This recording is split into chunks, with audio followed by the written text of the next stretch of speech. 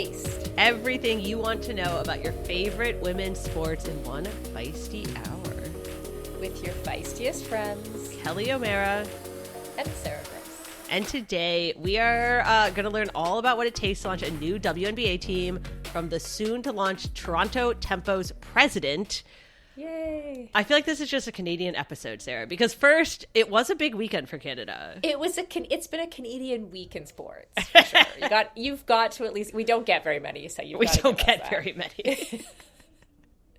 So you guys hosted a watch party for the Canada versus England Rugby World Cup final. I also hosted a watch party, but mine had 3 people. Oh yeah, I think we had over 100 people, Kelly. Yeah, it was amazing. So on Tuesday, I think we started planning. Like, a friend of mine texted me, like, let's host a watch party, right? And we didn't start sending invites out until Thursday for like a Saturday morning 7:30 a.m. event. So I was a little bit like, are people gonna come? Sure. Whatever. Anyway, we managed to recruit 100 women's sports and rugby fans. I gotta tell you though, we had that big watch party in Seattle for the Olympic marathon trials, and we got like 100 people there at like 7 a.m., 6:30. Yeah, same. I think people want to go to a watch party. I'm just saying, I think there's an appetite. Watch parties are a thing.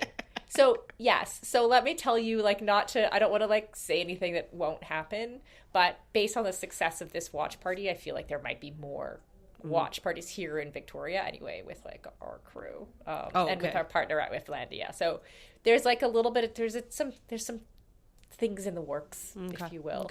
Okay. But yeah, we had pancakes and coffee and this watch party. What was I going to say about it?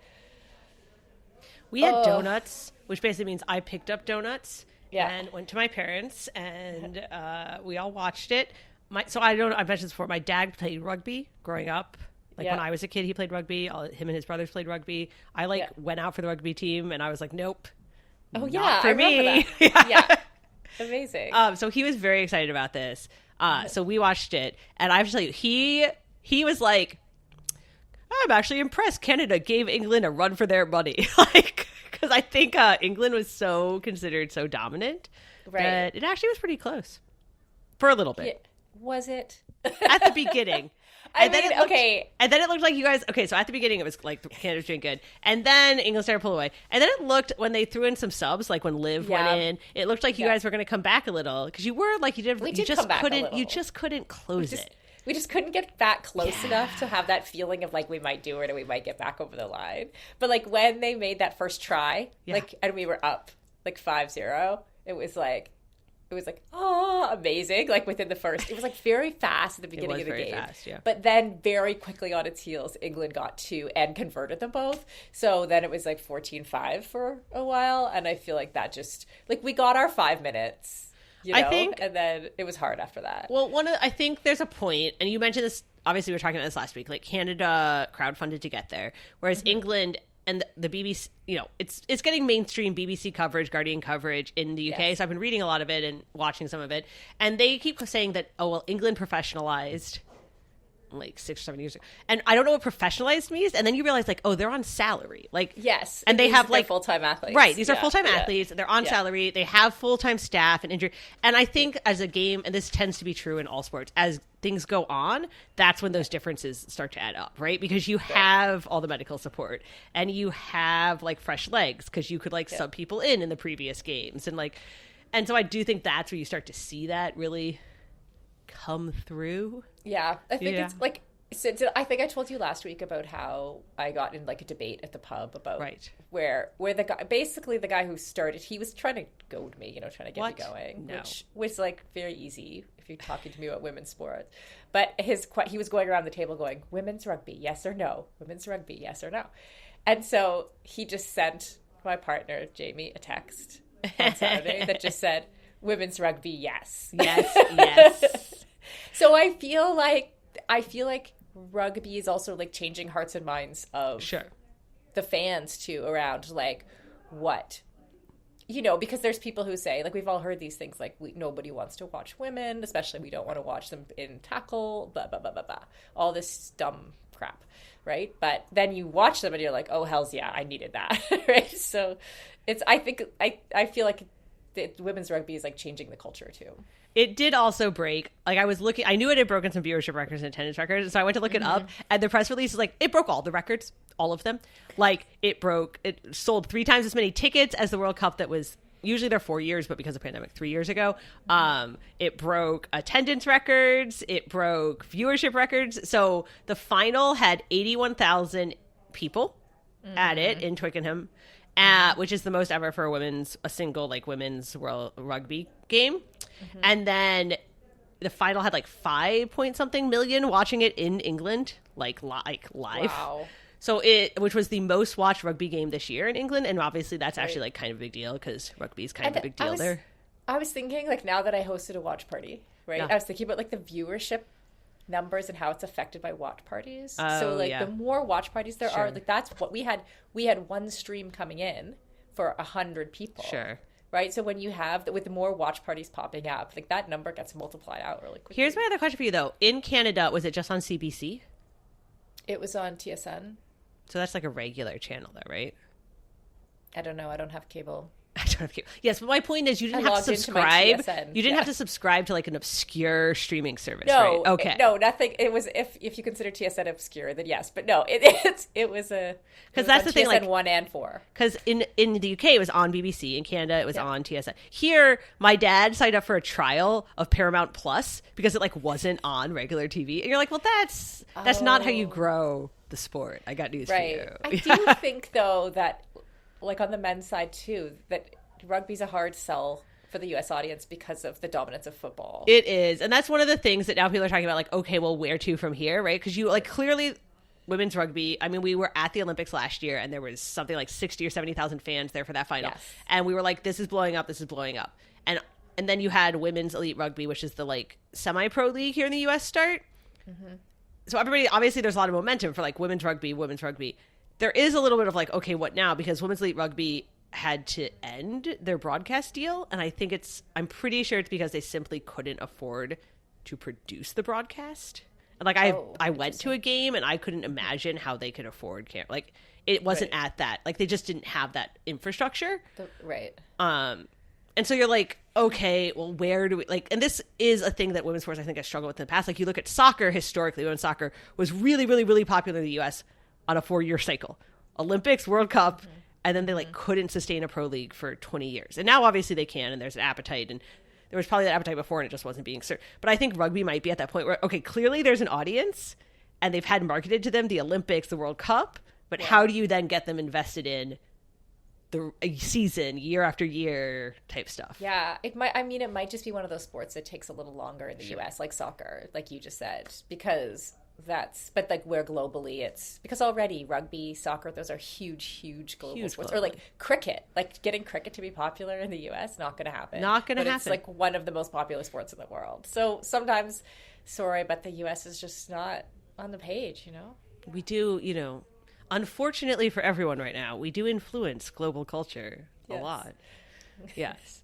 But yeah, so Canada did surprisingly well. England, I was rooting for Canada, but I did feel good for England, like winning on their home turf. That's a big deal. You could see all the people like crying in the stands, like, and rugby's so big there. You feel like these people are going to be huge celebrities now. One thing I thought about too after was how like both the countries are red and white. Oh yeah, I couldn't tell when I turned it on. I was like, who is which? Who's who? Well, you can't tell who's who in the stands. I know. The fans. Oh, interesting. Right? So that was also, I was like, oh, it makes this unified feeling. It's very women's sportsy, right? I'm so Canadian right now. Yeah, you are. We're all in this together. We're growing women's rugby. England just happened to win. But that was the vibe that I got from having everyone and like everyone's red and white. We're all here for the rugby, you know. Oh, that's so. Maybe I think you just described why it's not catching on in America. Because you can't have that togetherness. I don't feel like that's necessarily just rugby. I think it's like women's sports, lifting each other up. Did you feel that about, so Canada also, big weekend in Cycling World Championships. Canada won its first ever cycling gold in like the road World Championships, not track or mountain bike. First ever men or women won the women's road race. And because I feel like it needs a French accent. Magdeleine Vallieres. Did I say that right, Sarah? Magdeleine Vallieres. Yeah. You were good. You were actually way closer than the usual Kelly's French pronunciation. Nice. So I'll take. You'll that. take it. Yeah. It was interesting though, because so everybody was like, nobody thought she could win. She wasn't expected. All the big names were like, they got outmaneuvered. They got out strategized. They got like left behind in the group. Right. But the other people in the cycling were like, no, she's been there all along. She's just been like a domestique for other riders, or she's been doing other things. Yeah. I find that it's often like that. Like people who are overnight successes actually they're never been overnight. there. Anyone who knows them is like, yes, overnight success plus 10 years. Right. You know? It was so Alison Jackson is maybe the most famous Canadian cyclist, and she won Paris-Roubaix a couple years ago. And she had worked really hard for Magdeleine early and then DNF'd in the race because it was Louvre. So she was at the finish to greet her and was just like screaming and crying. And it was amazing. And then she was talking about, there was this feeling before that Canadians never won big races. And then after she won Paris-Roubaix, it was like, oh, like we can win these too. Right. That's what happens. It's like success begets success. Yeah. You know, it's that whole thing in sports. Like if you come from, and it's true for like on the national level, it's also true in individual training squads too. Like once your training buddy or someone that you know wins something, you're like, oh, I can do it too. I train with them every day. Right. I'm as good as they are. We're good. Yeah. It's just a matter of time now. It sounds so. Like we talked about a little bit last week, the World Championships were in Rwanda, first time ever in Africa. But it was apparently a very, very hard road race course. Like it was one of the hardest like World Championship road race courses we've seen. And people were just getting shelled. Like I think like everyone's like, well, how did this happen? How did we get the top three? Were kind of like unexpected because in third was Mavi Garcia, who's also at 41, like one of the older World Championship medalists ever, and like Spain's first medal in 23 years. So there's a lot of post-race questions to, you know, Demi and Pauline and like all the big names being like, why did you lose? What happened? Amazing. And what did they say? They were like, how do you answer that question? I think they got out strategized a little, like, you know, like outmaneuvered. They thought, oh, those people will come back. And then it ended up being such a hard course that it was harder on them than I think they thought, so they didn't have the legs. Right. Well, it's like other sports too. Different people have strengths and weaknesses. Yeah. Right? And then if it's a hillier course, it'll suit some riders more. If it's a flatter course, it'll suit other riders. Yeah. If there's a lot of descending, sometimes you have people who are way more skilled. Yeah. But did you know, so the other big thing, Canadian weekend, did you know the World Cycling Championships are in Montreal next year? I did, now that you said it. You're like, oh yeah, I do that. Like, it's one of those things, like, you know, there's a lot of things in this category in my brain right now, but that I have heard before, but could not bring it to mind until someone else says it. So, yeah. So everybody's, and by everybody, I mean CBC and Canadian press, very excited. They're like, this is going to explode the sport in Canada. I feel like there's a lot of French-Canadian cyclists. Yeah. Are there? You know, like it must be big there. I don't know. I don't have any stats or anything on that. I did not look this up beforehand. I'm just saying it now off the top of my head. But like, I just feel like I meet a cyclist out in training, like when I used to train in Tucson, and they'd have this Quebecois accent. You know, like, it's a thing. The only thing I think of about meeting French Canadians in other places is when I went to Cancun, Mexico for like Christmas, like over the winter for a vacation. Yeah. All Canadians. All escaping the snow. Half of them only spoke French, and the other half like didn't know what they were saying. And it was literally all Canada, because they did this like, you know, dinner time show type thing, and they were like, clap if you're from the US, and it was like, clap if you're from Canada, and it was everybody. Right. So that's what I think of when I don't think any of them rode their bikes, Sarah. That I don't know if that would hold. Like, I wasn't saying the majority of French Canadians ride bikes. That's different to I just think cycling's popular in Montreal. Yeah. So apparently it's there next year. Because one of the, I mean, like, look, like we talked last week about sports washing, and Rwanda has some very real issues that, like, you know, they are using good PR out in the world to like mask issues. Not that like the U.S. isn't doing that too, and everyone knows my opinions about the U.S. and the Olympics, but it did show that there is an appetite for, like, everybody actually came away from that being like, there's an appetite for not just having the Cycling World Championships in Europe all the time. Like, there is an appetite for cycling in Africa, for cycling in other places. We don't need to have the World Championships in Europe 7 of the last 11 years. Yeah. Like, we can have them other places. So moving forward, it's in Montreal next year. And then it's in Europe. Then it's in France. It is in the UAE for the first time ever. It's in the Emirates. Okay, Yeah. Which for those who don't know, I went to high school there. And I know exactly there's only one climb in the Emirates. Okay. So it's either going to go into Oman, Yes. right, where the hills are, like, to do hilly rides. I used to just cycle into Oman. Or there's one mountain, it's called Jebel Hafid, and it's like a 10K climb. They have all kinds of cycling races. But when you go up, you're up. Like, there's nowhere else to go, you know? So, I don't know. I'm keen to see where the course is, because it's not a huge country, and I know where what they're going to do there. So, yeah. Well, it's interesting because obviously the UAE has spent a lot of money in cycling, but they haven't actually hosted, you know, one of these level. I mean, not like, of course they have pro cycling races, but having the World Championships is a big deal. And then it's back to Europe for like another 3 years. So it's like, okay, guys, we're getting so close to expanding beyond Europe. And then we're not. And then anyway, they tried. It's a good thing. The other thing out of cycling this week was the UCI released their new rules for next year. Oh, are women allowed to have handlebars that fit them now? Almost. It almost fit them. Almost fit them. So for people who will know, the UCI announced the UCI is always making up rules. Like, God, they make up so many rules. And they announced rules earlier this year that regulated handlebar width, and they were banning handlebars from being too narrow. Like, they had to be a certain amount wide. Yeah. And it was like an amount that for a lot of smaller riders and female riders was too wide for them. So there was a lot of outrage because it was like UCI isn't paying attention to female riders. So they have upped it by 4 centimeters. Okay, downed it. So downed it. Yes, sorry. Downed it 4 centimeters more narrower. Yeah. Like, okay, to be fair, if I'm going to play devil's advocate here for UCI continuing to change the rules, like with a bike, there's a lot of updates and things to make it more aerodynamic, right? Like, there's a lot of like tech that goes on and like changes that happen so then the UCI constantly has to decide, like, is this more aerodynamic bike function that someone invented this year, which every year we know, because we know the people who are inventing this shit. Oh, 100%. and like, is this going to be allowed? Is that going to be allowed? And then sometimes things like, for us, what would happen is like something wouldn't be allowed necessarily by the UCI, but they allow it in triathlon. So there's been this tech that like trickles in. There's been a whole controversy in triathlon lately because technically, if there is no rule, triathlon, what's the word? Like, defaults to running rules or swimming rules or cycling rules. But but there are triathlon rules. But if there isn't, so anyway, there's been a whole thing about illegal shoes. But the reality is, right, like, triathlon has a long history of making shit up. So who fucking gives a shit? But there are technically illegal shoes, technically. And so it becomes this whole like, well, is he wearing illegal shoes? And then I started trying to explain this to my husband.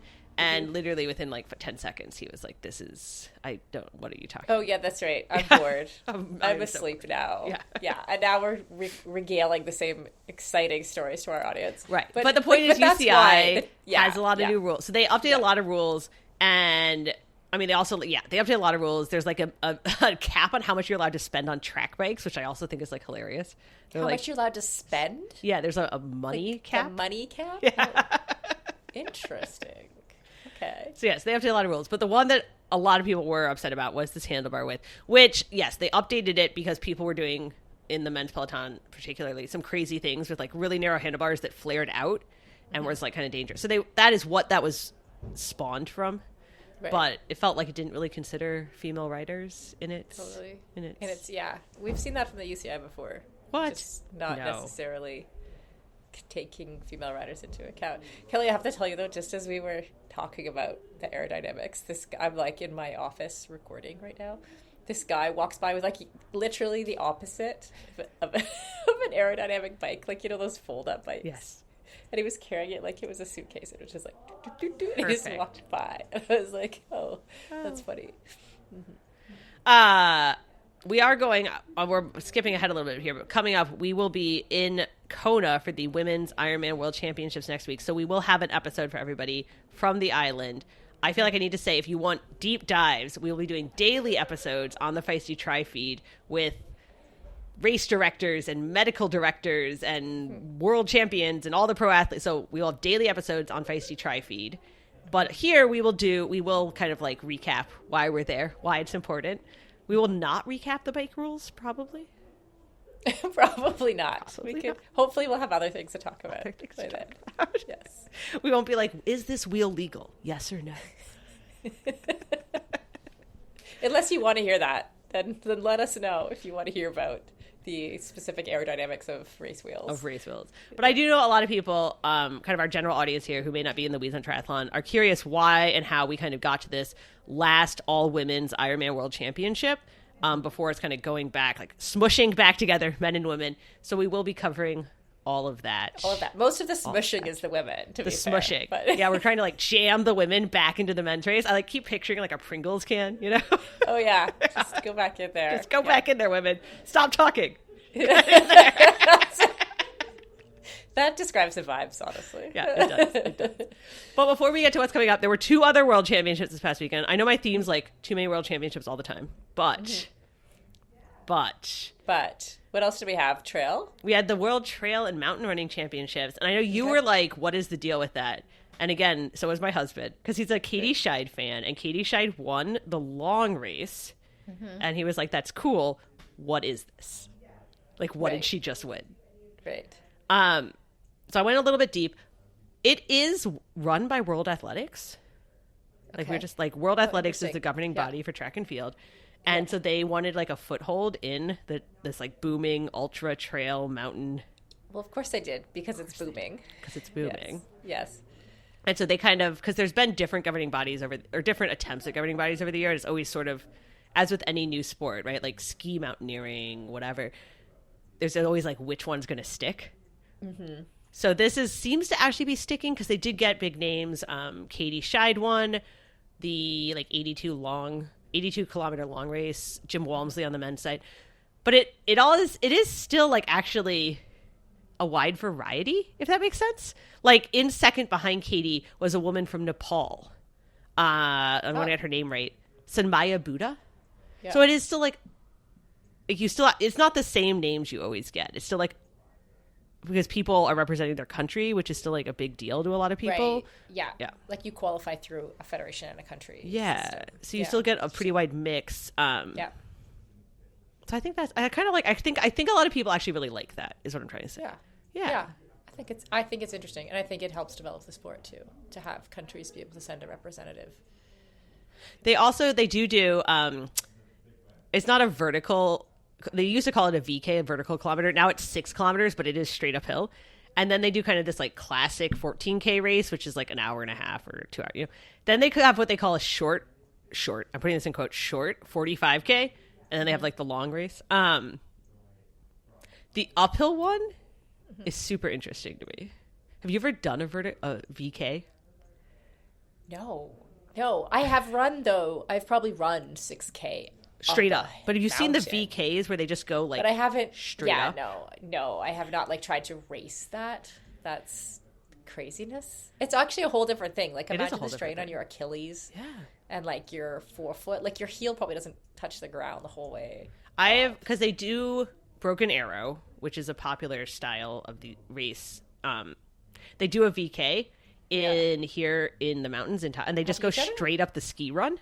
I haven't done it. I wanted to do it this year, but I wasn't running still postpartum. Right. But they just go straight up the ski run, and I have watched it and stuff, and it is. And I was watching the video from this one, this past weekend. Mm-hmm. It is like these pro athletes, and it's like hands on knees, hiking, quick hiking. Yeah, it's crazy. And do they So it's more quick hiking. That was going to be my question. Like, are there sections where it's more hike than run, like more fast, moving uphill kind of situation? Yeah. Oh, absolutely. Yeah. It's very steep.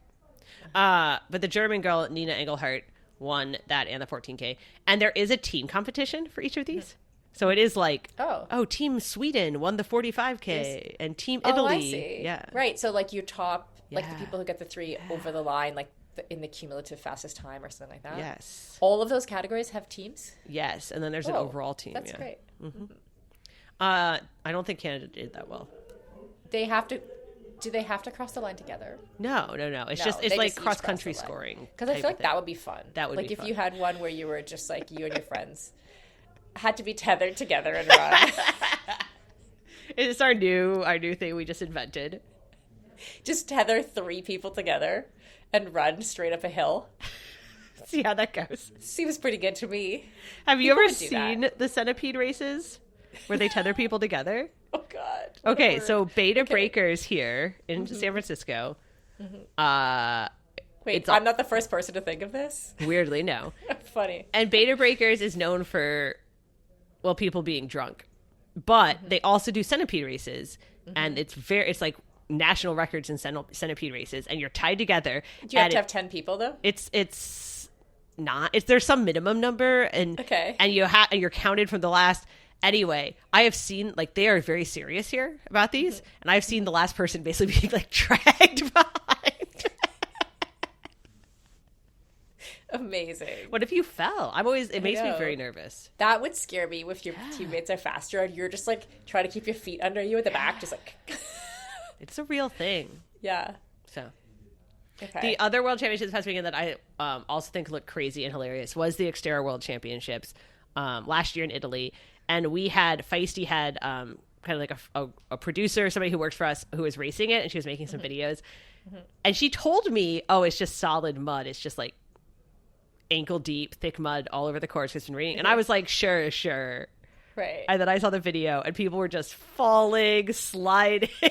Like, well, I think you sent a video, or somebody did in our Slack channel. And I clicked on it, and it's like some people were just like head to toe mud monsters. Like if you fell, like the thing that you imagine, like someone's like, it's just like mud, and then someone's like eyes peering through. Like it was a bit like that. Like people were just like layered in mud. Well, I think the thing was, if you were biking and you started to go downhill, and it's just like 5 inches of mud, you just started to slide, and then your bike went down, and then you were just sliding. You're just like gathering it into your shorts. Nice. I was like, fantastic. Oh man. So that's funny. Yep. It will be back the race will be back in the US next year. It's in New Mexico. I don't know if they'll have the same conditions. I think probably not. In New Mexico? Yeah. It won't be the same. I suspect not. Yeah. I suspect not. Yeah, we might have altitude to deal with, but I'm including myself. Right, somehow. you're gonna race the XTERRA World Championships next year if you that decide would be a turnaround. Your amazing mountain bike skills that we talked about. That's right. That's right. I'm just waiting to be recruited, Kelly. I know.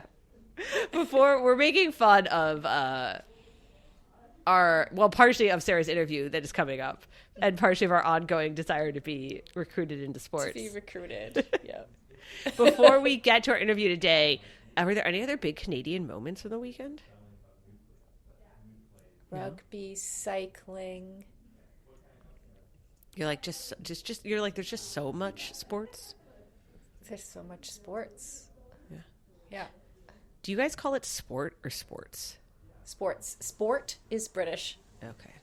Yeah. It which sounds we do have, stupid. We do tend no, it does not. We do tend to have like a little bit of British in our language sometimes. But I would call the entire institution sport. And I don't know, like sometimes with my language, because I spent so long in the UK and so long abroad, I don't know where the seeds of my language come from, so it's hard for me to know. But I would call the entire institution sport. Yeah, sometimes you say that to me and I'm like, oh, that sounds ridiculous. Sports is I don't know, it has a slightly different meaning. If you like sports, you individually like basketball, volleyball, I like sports. I like sports. Right?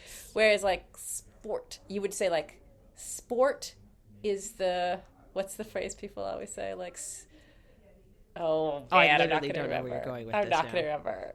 I don't know that that's a phrase. This might be one of those you just made up. No, sport is something for society. Oh, a mirror, yeah, any phrase like that, sport as an institution is something. Sport is good for children. You could also say sports are, but it has a slightly different meaning. Sport is a mirror for society. That is accurate, which is why it's a lot of what's the word? Cultural warfare happening right now. So, yes. So we are going to talk to WNBA Tempo President. You talk to her in a little bit. And she did actually mention that when she started 2020, 2021, it kind of felt like, the cultural change was riding into women's sports. And part of me when I heard her say that was like, oh no.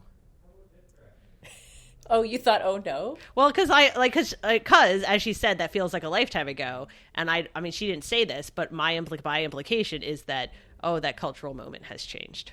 Right. Which does not mean that women's sport is not, and is also does not mean that women's sport is not continuing to grow, but it does mean that the cultural, like, if sports is a mirror of society, right? Like, there is. Yes. But it's also the whole, like, part of the reason Title IX changed women fundamentally is because you can't tell people that they're equal only sometimes. Like, it doesn't work, right? So this is the whole, like, I'm not sure we can go back, but we're trying to shove people back in that Pringle can. We're trying, like, it doesn't work. So. Yeah. Yes. Oh, I see what you mean now. Mm-hmm. Yeah. Yeah. I don't think that's what she meant. No, Maybe. But she was talking about how when she started on this journey that it was kind of coming right out of that, like, wave. Yeah. So, yeah, I talked to Teresa Resch, I think. I don't know. Say it with the right accent. Yeah. It's just my accent. That's why. Anyway, she is the president of the Tempo, as Kelly said, and I really enjoyed talking to her. So here it is. Hi, Teresa. Great to see you this morning. Great to be here. I love your bright colors. Yes, I do like my colorful backgrounds. So diving in, you were the VP of operations for the Raptors for 10 years, which is a long time in basketball. When did you first become aware that Toronto was going to have a WNBA team? So it's a little chicken and egg, right? So I was working for the Raptors, and we were in Tampa for the bubble, not even the bubble, for the pandemic. Because of the border, we needed to move operations to the U.S., so we were avoiding quarantine, and was down there for the season. It was a season after we had won the championship, and was definitely thinking about, like, what's next. And for me, what's next was not necessarily a step forward in the Raptors organization. The next step would have been like a general manager, and that wasn't necessarily the place I wanted to be. So I started spending a lot of time thinking about, well, what could be next? And women's sports, or elevating women within sports, was something that I felt really passionate about, and something that I wanted to make a little bit more a part of my role, and whether it was at MLSE or somewhere else. So just started having conversations with outside groups, as well as within MLSE, of like what that may look like, and ultimately did a ton of research. The W obviously had its own bubble, and was in an interesting space where they had just done a new CBA. All that to say, we knew that they were interested in Toronto as a marketplace. They talked publicly about expansion, and it was something that Larry Tenenbaum was very passionate about. So I talked to him about it, and ultimately he came to me and said, I'm going to get a team, and I want you to be team president. But he didn't actually have a team yet. So he was very confident, and I think that, And by a team, does he mean a team of investors?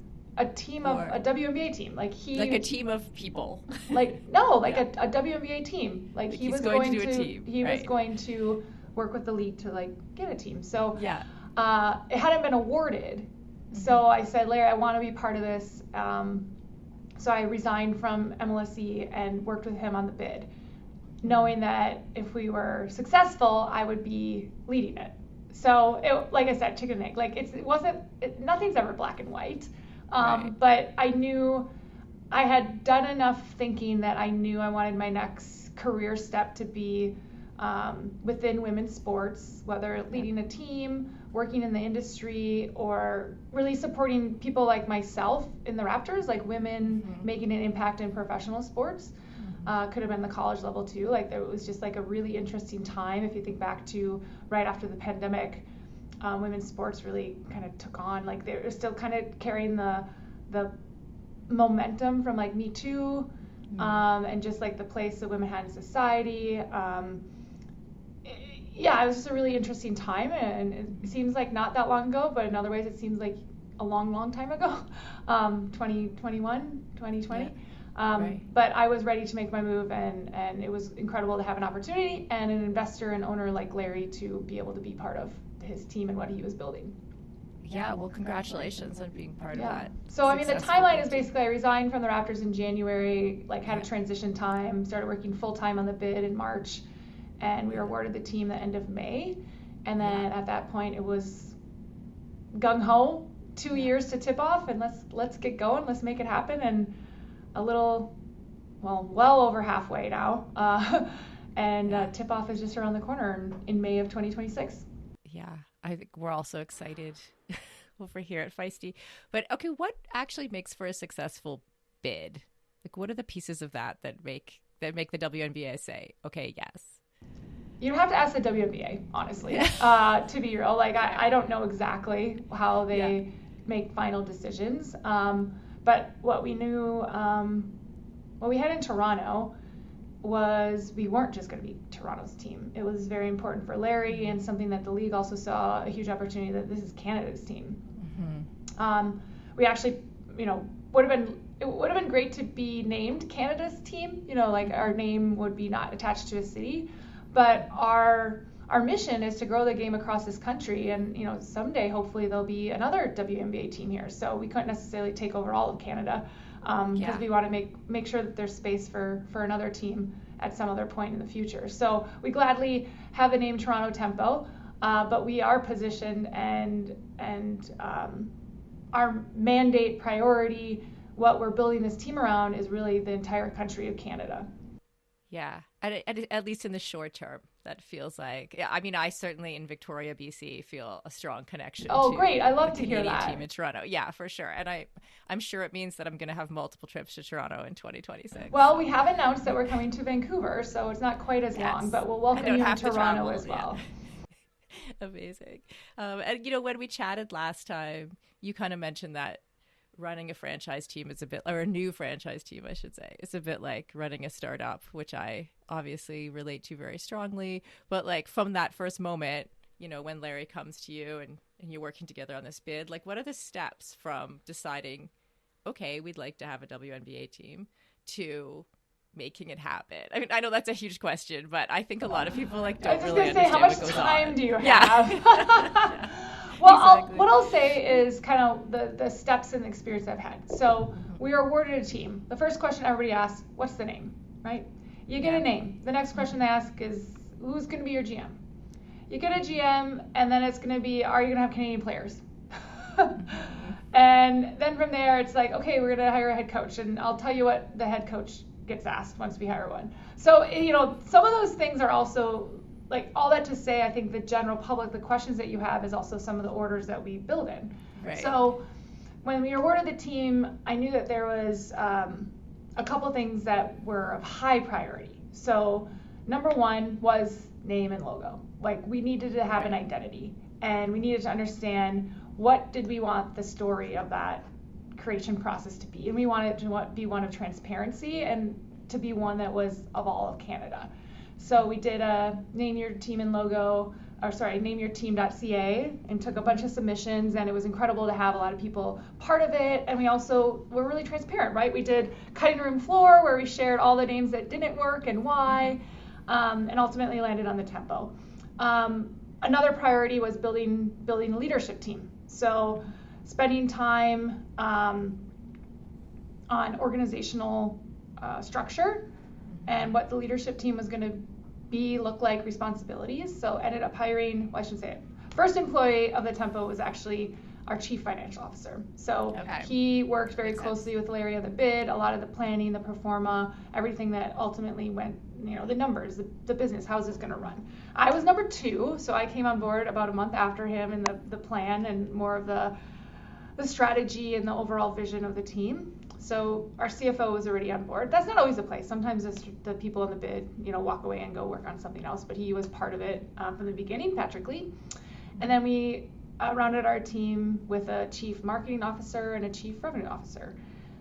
So once we had that group of 4, then it was the basketball. So I had to hire an incredible GM to lead this team. And we hired Monica in February. So it was kind of like get the leadership team so they can start growing the business, and then I could focus on hiring the right person to lead the basketball side of the team. So she joined us in February. And then from there, the next step is, optimizing all these different areas, right? So sponsorships. Okay, what does that look like? What is our asset valuations? Who are we talking to? What are we prioritizing? What is our value proposition? CMO, that was, name and logo was a big launch of that. And then what are we gonna stand for, and who are we gonna be? For us, it was definitely Canada's team. So how are we gonna make sure before we have any players, before we play in a single game, how are we gonna show up in the community? How are we gonna make sure that people know what the Tempo's about? Launching merchandise and things like that also helps with the brand recognition. So those were some of the other big pieces. And then Monica has been really focused on building out her team. So everybody has, I guess, is like building out the teams that then support those different pillars of operations that we need to exist as a team. Right. Amazing. What's been the reaction from Toronto specifically, like from people, to finding out that there's a team? Like has Toronto generally been wildly supportive as imagined? Absolutely. I mean, I can just share with you kind of like anecdotally, like, running into people. The first time we saw Tempo merchandise kind of like in the wild, and it wasn't somebody like I knew or was attached to the Tempo, was pretty cool. Being able to announce some of our owners that were joining, Serena and Lily, Zakinder. We just announced Quebec ownership, Jeff Molson and France from Group CH, from the Habs, incredible leaders in the space that we can't wait to partner with and truly be Canada's team with a Quebec presence. It's been great, really well received. Within Toronto, obviously we carry the nomenclature of Toronto Tempo, so we're playing our home games here. But great support. It's been fun to show up in the community in different ways and be received and see fans. We're converting ticket holders now, so I haven't jumped on the phones yet, but I will at some point. But having conversations with those people who put down a deposit in May of 2024, and we're finally reaching out to them. I shouldn't say finally. We're reaching out to them now to say, hey, where do you want to sit? We can't wait for you to be part of it. So those have been, I know our sales team, some really fun conversations. For sure, the super fans, get them in early. That's great. And then, when I was at the game in Vancouver, which was the first WNBA regular season game, I guess, in Canada, and you announced that we had 2 games coming to Vancouver in 2026. And there was a friend of mine a couple of my friends had their young sons with them. Like they're around 12, 13 years old, which is amazing to see fandom from kids. That's kind of one of my favorite things. But one of them turned to me and said, well, Sarah, how does the draft work with a new team? And I'm like, I actually don't know. So how does that work? Like, where do your players come from, and how does it, how do you get, please the people, for example, who want the Canadian players, and then make sure you're also building the best team as well? Yeah, so we're going to build our team through 3 different channels for the first season. So number 1 is expansion draft. So that's where we'll be able to pick players that exist on current rosters within the WNBA. Mm-hmm. And then the next way is through free agency. So any player that is currently not under contract will have the ability to try to recruit and get to sign with our team. And then the third way is through the college draft. So that's when you think of a traditional draft. That's really what a lot of people think about. Right. So after the college season is done in April, we'll have a pick, which is to be determined. But we'll have picks in each of the 3 rounds to select players to try to make our roster, and then we'll kick off training camp, the following week. So those are the 3 ways we'll be able to get players on our team for the first season. And ultimately, some of the specifics around it are not decided, like the expansion draft. We don't have a date. We don't have rules around it. Both us and Portland will be part of it. So we'll expect after the season's done here. So we're deep in the W playoffs right now. So expect after the season's done that we'll get some more insight from the league on how that will run. And then same with free agency, and then college draft. That date actually might be set. It's usually the Monday following the Final Four. And we just don't know what pick will be yet. So we'll wait to see, where we're slotted for that. Right. And that means what order you get to pick in, kind of thing. Right. Interesting. And so you said, I think one of the categories was that you can actually recruit anyone who's not like someone could talent ID me and be recruited, or is that just a dream that's not real? Well, you'd have to be like a free agent. So I guess Right. If you wanted to say that, everybody could be a free agent in the WNBA. I'm not sure, Sarah. Do we need to get some tape out on you? Like, do we need to consider you as eligible for the league right now? I have a joke with my co-host because she always says that she is about to be recruited for something, any sport that we're talking about, which like just makes me laugh. So, but like, so do you have actual recruiters that help talent ID folks for selection, or is that? We have scouts, yes. We have scouts, okay. yeah, for sure. Our GM, assistant GM scouts that are looking at players around the world, college kids, free agents who currently aren't in the WNBA. They're playing overseas, playing other places. So yeah, I wouldn't call them recruiters. I would say scouts. Right, sorry, I just talent my ID, terminology. yeah. Yeah, talent ID folks. Oh, that's great. Okay, and then the last 2 years, really, we've seen the WNBA just like, I don't know what you call it, hit a huge inflection point. It's been growing massively. What are some of the things that you want to emulate from some of the things you're seeing on other teams? Yeah, so the Valkyries had an incredible inaugural season this year.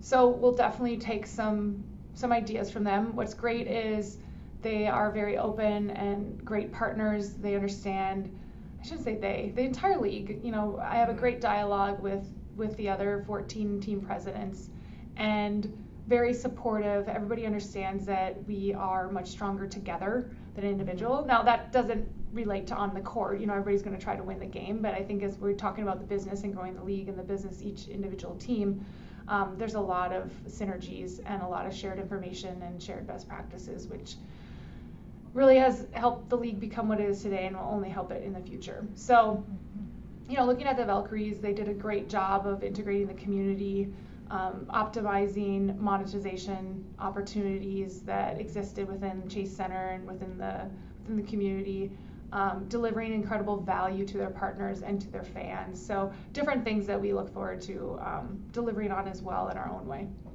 Mm-hmm. Nice. And then this is a question I've wanted to ask you. Like, what have been some of the challenges along the way over the last, you've been almost a year and a half in your role. Like, what are the biggest challenges for you? I mean, it's a slew of things. You mentioned it before. This is a startup. I personally had never worked in a startup before, so I'm learning a lot just from that perspective. You probably could help me out on some of those challenges. Fill in the gap, right? Startup challenge 1. Everybody has the same problem. But I think what has been incredible is like some of the greatest challenges are some of the biggest opportunities. Or you could probably say that opposite too. Some of the biggest opportunities are some of the biggest challenges. So when we talk about being Canada's team, that's there's nearly 10 million Francophone Canadians. They've never been talked to directly before, right? So there's no WNBA signage, promotions, anything in French. And that's a huge opportunity for us. But like that means that everything we make has to also have a French version. And so we're doing everything twice that, every other team only does once. But it's a huge opportunity because we want all of Canada to be fans and feel like they're part of this team. It's a startup, so we have an incredible opportunity to build a tech stack that fits our needs. We've learned a lot from different organizations that we've worked with. So we have clear ideas of what we want that to look like. But that also means you have to build it from scratch. And there's implementation, and there's, you have to trial all these things where a lot of companies you just start and they have an ERP system and a CRM system set up and all the kinks are worked out. So it's a huge opportunity because you get to build it the way you want, but that also means you have to actually build it. So, right. I mean, those are just 2 examples, but I could go on and on forever. Every day we find a new barrier, a new challenge, a new hurdle. I like to think they're all opportunities, but let's be honest, some of them aren't. Some of them are just headaches. But I think just the overall kind of thought around startup of everything that's an opportunity is also a challenge is just kind of like how it's approached. Yeah, absolutely. It's interesting that you mentioned tech stack because I think that's in all startups, the thing right now with AI coming in and how we use it and how we use it in a way that's positive for everyone. And yeah, it's a lot. Yeah. And honestly, just the hiring, the hiring of people.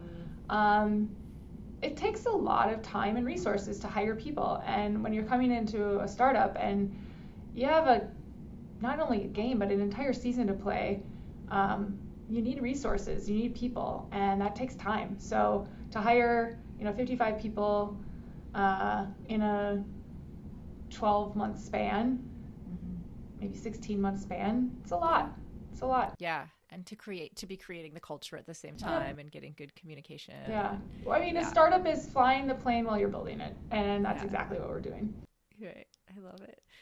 Okay, so for next year, just give us the steps of like when the first game happens, how we can get tickets, stuff like that for our Canadian listeners. How do we support? Sure, yeah. So how do you support? Number one, follow us on social media. Toronto Tempo Basketball, follow the website, social channels, sign up for our newsletter, so you can sign up on our website. You'll get updated on all the things that are happening in Tempo World, including ticket updates. You can put down a deposit for season seats.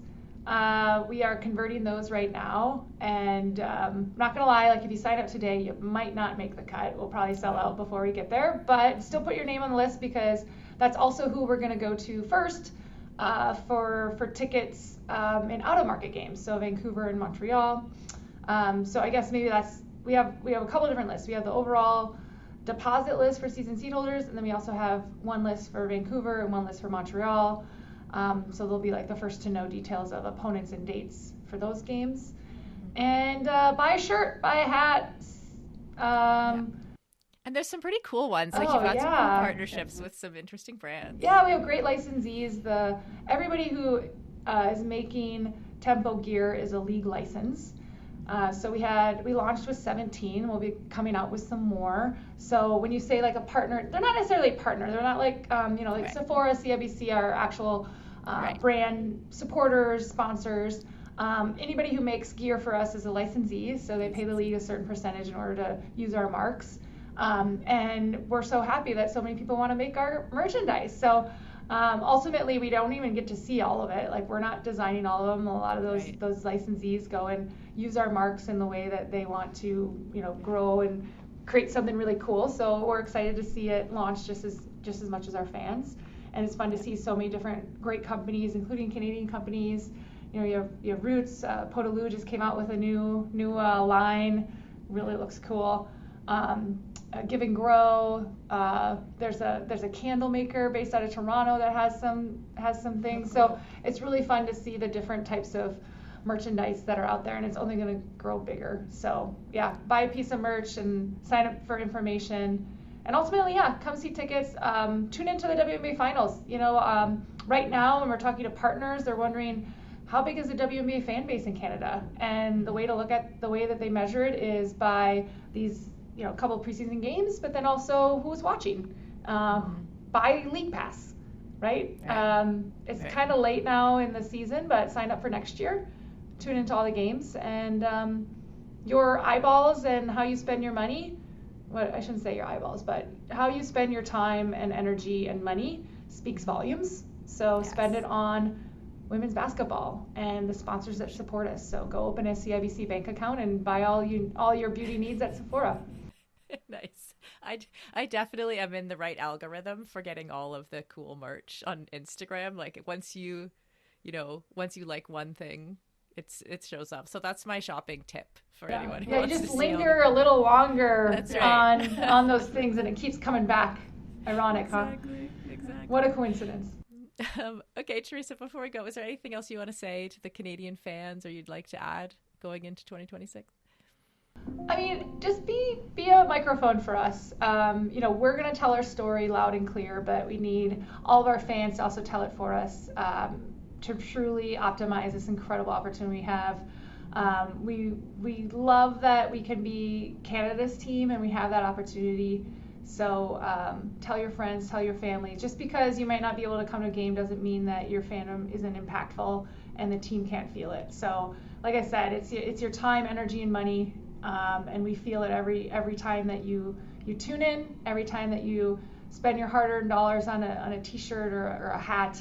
And more than anything, we feel it when you talk about us. So water cooler talk about the playoffs, talk about our new head coach that we'll have coming up, about our GM and the incredible players that we'll have, and tell their stories to all your friends and family. Amazing. Well, Teresa, thank you so much for joining us, and I can't wait until the season launches. Oh, I can't wait either. Thanks for having me. Okay, Sarah, it cracked me up that you were like trying to explain to her, like, but do you have recruiters? And she's literally like, what do you? And then finally she's like, we have scouts. Of course we have scouts. Professional sports have scouts, Sarah. What the fuck are you talking about? We laughed about that after, because I was like, sorry, I was using the wrong language. I feel like for our podcast listeners, we have like, we could talk about like the nitty gritty about the aerodynamics of a cycling wheel, and like totally like we talked about, like, bore the crap out of people with that. And then on the flip side, like, I don't even know the word scouts when it comes to some sports. Recruiters. And she was like, what? You should have seen her face. If you're not watching on YouTube, you didn't get to see her like genuine like pause, confusion, like, what is this woman talking about? So yeah, but she eventually figured out what I was trying to say. Oh yeah, they have had quite. I was about to say an accelerated timeline, but I don't know if that's totally true. But it is moving quickly here from okay, there's some talk about getting a team to you have the team to be ready to go. Yeah. Well, because I was looking at some of the timelines and like, you know, because next year it's the Tempo is launching, and it'll be like a 2.5 year timeline from when whereas like, you know, some of these other new teams, like they're adding Cleveland, Detroit, Philadelphia. Like one of them, I forget which one, but one of them's launching in like 2030. Like that's just like a different timeline than she's working with. Well, but like, go ahead. Well, I was gonna say, I mean, the Valkyries were also 2-year timeline, right? Which is why they got preempted by a tennis tournament scheduled at their stadium. And I think this is part of like, oh shit, it's a moment, like we need to capitalize on this. How quickly can we get teams out the door, Sarah?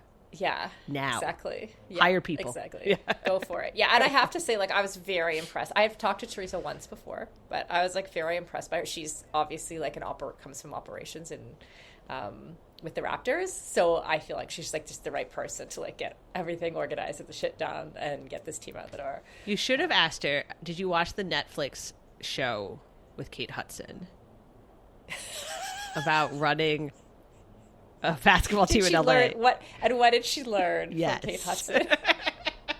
I feel like already after the recruiters stumble, would have gone well. I feel like another like another strange out of left field question was maybe just keep that one for the next interview. Okay. You know? Do you feel obviously women's sports in general, they're very into, and we talked about this with the Valkyries because they were the newest, very into this whole like identity thing and like branding and how we are going to market ourselves.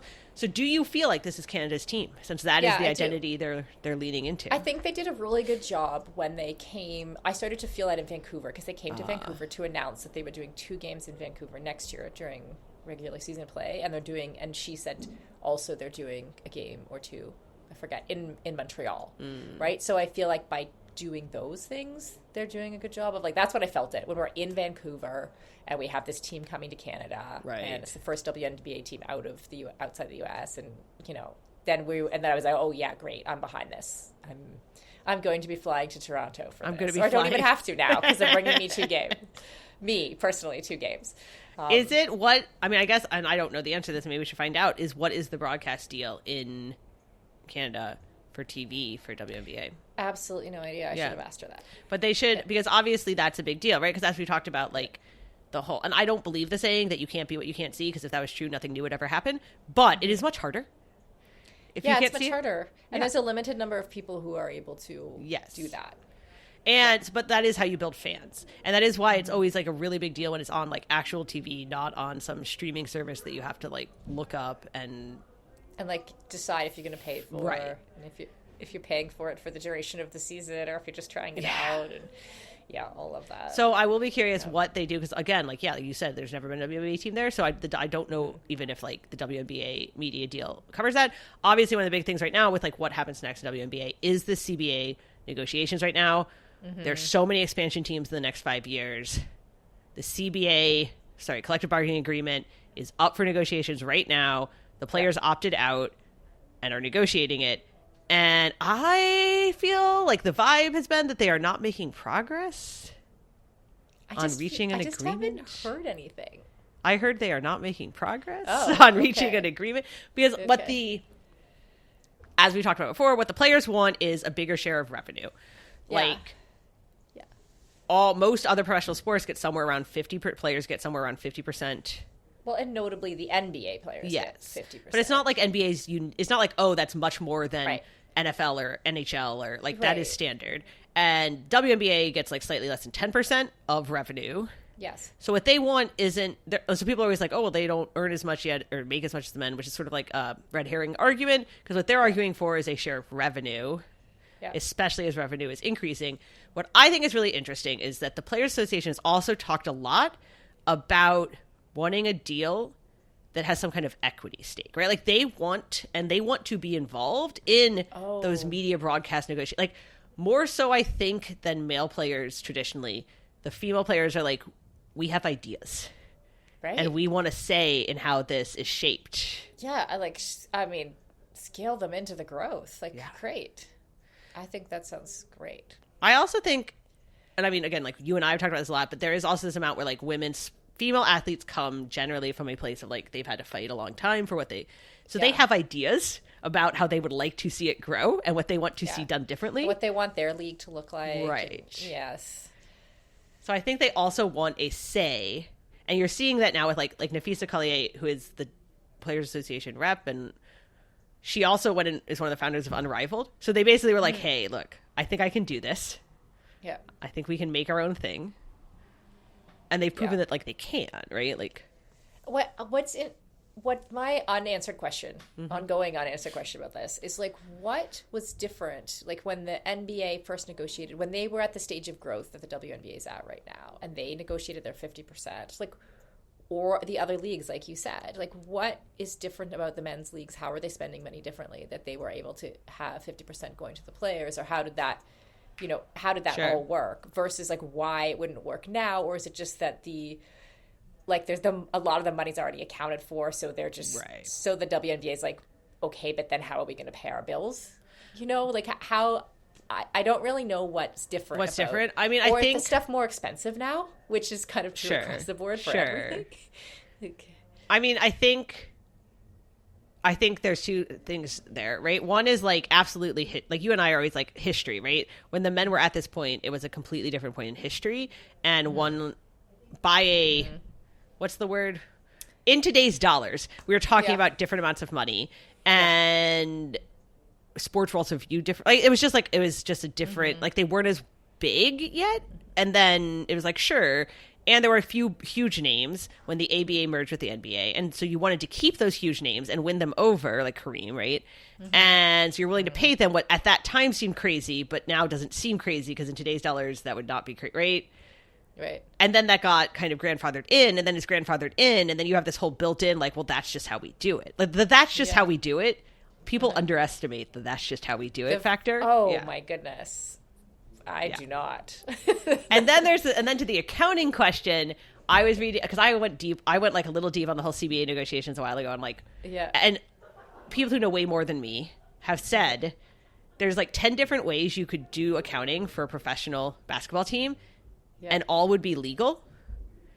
Oh, yeah, sure. So you could say... That would be for any business. Right. Yeah. My point is, a lot of these teams, they're technically, could you say, they're renting the space because the team also owns the stadium, but then they're renting it back, and so that's a cost? Or you could say it's not. It just depends on how you view it. Totally. And so I think when they want to, the WNBA doesn't make money, they're losing money, we have to subsidize them. That's why we can't afford to pay the players more. Yeah. Yeah. That's my guess. I kind of get that. I just the details of how that, what has to be given up by the WNBA to pay the players the 50%? Or do they need to have, what growth factor do they need in order to be able to afford that and still do what they're doing? Here's the question to me, right? This is my question. My question is, as they make more money and players make more, and we like upscale and ticket prices go up, do you keep the fan base? Because so much, and I think you and I have also seen this in like our small universes, so much of women's sports fans are also like kind of like tend to be quite progressive. My mom is like anti-capitalist everything. Like she wanted to buy WNBA merch, but she didn't want to support like the capitalist system, which is like, Mom, I feel like you're missing the right. But I feel like that is a thing.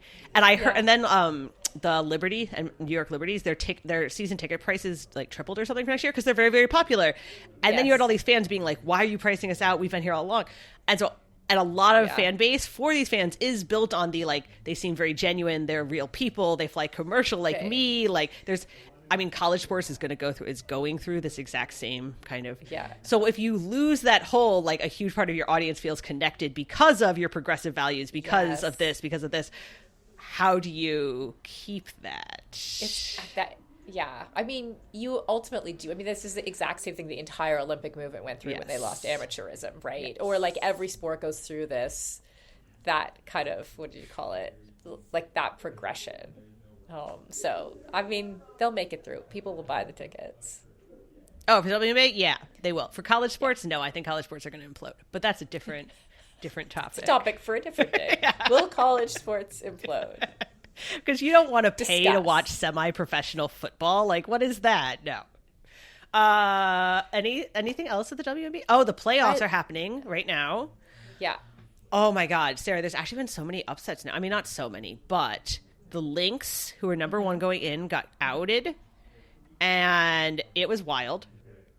The coach got ejected. She got banned from the last game. Oh yeah, yeah. I forgot about that for a second. There's so much going on. Yeah. And okay, so the coach Cheryl Reeves, she was ejected for just going at the ref, right? Like this is terrible.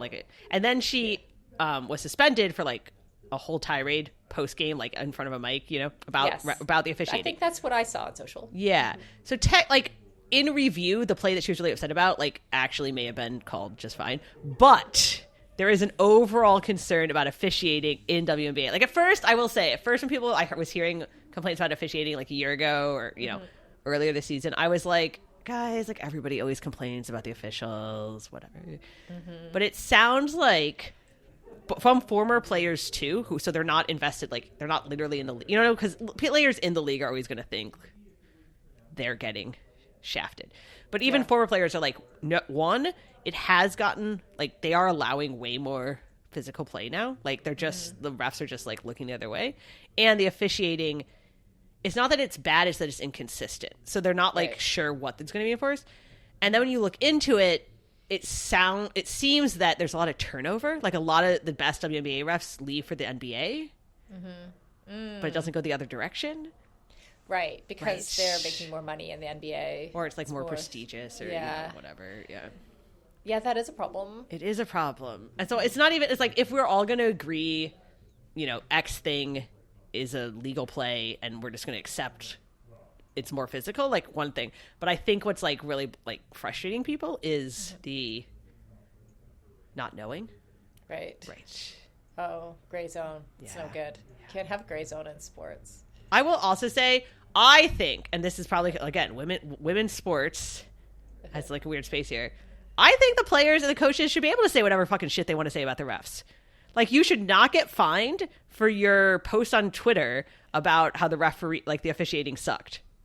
That's not under the purview of your employer can't tell you what to say. Yeah. Yeah. I think that's right.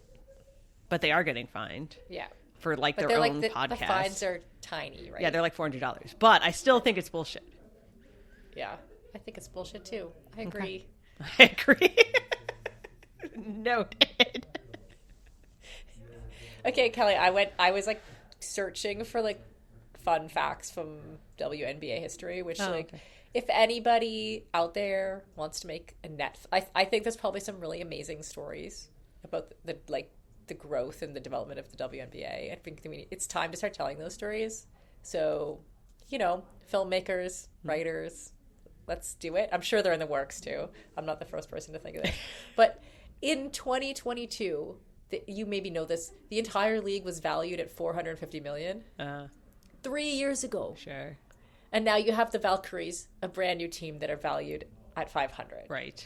Like that, if you think about that growth, that's wild.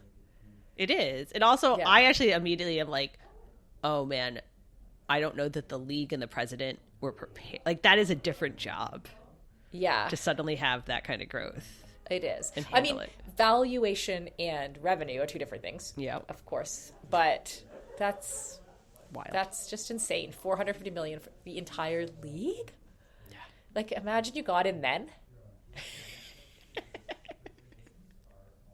See, is that what you're like, oh man, if we had just invested. Like, man, if only I'd invested my Except that not it's actually money. owned by the NBA owners. So they're just making Yeah. bank. So all right, Sarah, to wrap up our Canadian episode, what Yes. are your feisty picks of the week? Okay, I'm picking Magdeleine Vallieres as our first Canadian champion. We already talked about her, so I don't need to, but our first Canadian road cycling champion. She's my pick for this week. Okay. Just because we got to go all Canada. We do, yeah. It has to be bookended at least, Canada. We start with rugby, end with cycling. Oh, okay. I was picking Aitana Bonmati, the Spanish soccer player, because she just won her third Ballon d'Or, which is the big award in soccer, and she's the first woman to win 3 of them.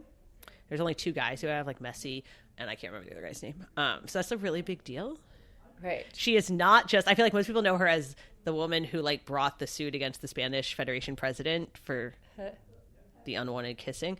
She is actually so much more than that. Oh, but that's the same person? Same person, yes. Oh, wow. And she won okay, if I didn't have the run list right in front of me and you had just said Ballon d'Or, I would have had no idea what you said. But it's nice. actually French for the golden ball. Yes. Which makes sense. Yes. Got it. Yes. But I can say it like that because also a lot of English people pronounce it just like that. Right, And it is a sure. famous award in soccer. Okay. She's won a lot. She actually has a huge long list. Like, she's won a ton of Champions Leagues. They won the World Cup. Like, But yeah, so she's the first woman to win 3 Ballon d'Ors. So. Amazing. Mm-hmm. Yay. All right, next week we will have an episode from the Big Island at the Ironman World Championships. Week after that, well, it's also the Red Bull Rampage, so we may hear from one of those riders too. And if you like what you hear, I'm like pointing, I'm like, rate it, subscribe, listen. At Feisty, at feisty.co. Yes, our new website. Perfect.